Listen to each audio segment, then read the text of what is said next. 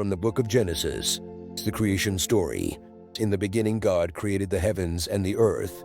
The earth was formless and void, and darkness was over the surface of the deep, and the Spirit of God was moving over the surface of the waters.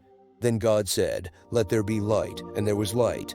God saw that the light was good, and God separated the light from the darkness.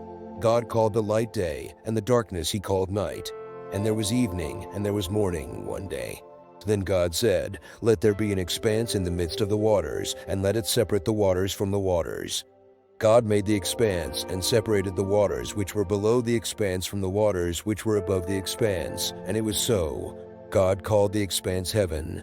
And there was evening, and there was morning, a second day. Then God said, "Let the waters below the heavens be gathered into one place, and let the dry land appear." And it was so. God called the dry land earth, and the gathering of the waters he called seas, and God saw that it was good. Then God said, "Let the earth sprout vegetation, plants yielding seed, and fruit trees on the earth bearing fruit after their kind with seed in them." And it was so. The earth brought forth vegetation, plants yielding seed after their kind, and trees bearing fruit with seed in them after their kind. And God saw that it was good. There was evening, and there was morning, a third day. Then God said, "Let there be lights in the expanse of the heavens to separate the day from the night, and let them be for signs and for seasons and for days and years, and let them be for lights in the expanse of the heavens to give light on the earth." And it was so. God made the two great lights, the greater light to govern the day, and the lesser light to govern the night. He made the stars also. God placed them in the expanse of the heavens to give light on the earth, and to govern the day and the night, and to separate the light from the darkness. And God saw that it was good. There was evening, and there was morning, a fourth day.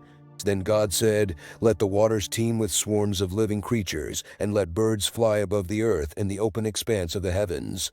God created the great sea monsters and every living creature that moves, with which the waters swarmed after their kind, and every winged bird after its kind, and God saw that it was good.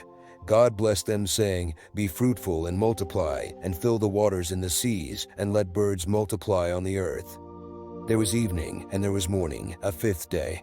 Then God said, "Let the earth bring forth living creatures after their kind, cattle and creeping things and beasts of the earth after their kind." And it was so.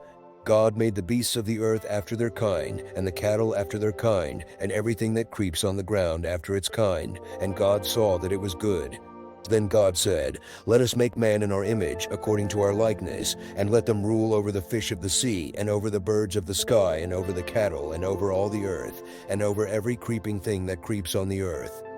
God created man in his own image. In the image of God he created him. Male and female he created them.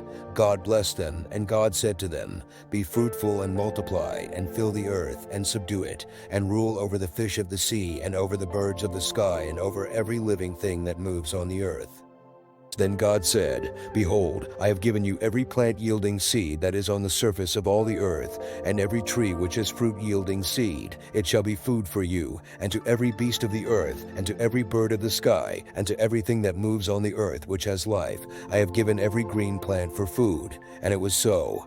God saw all that he had made, and behold, it was very good. And there was evening, and there was morning, the sixth day. Thus the heavens and the earth were completed, and all their hosts.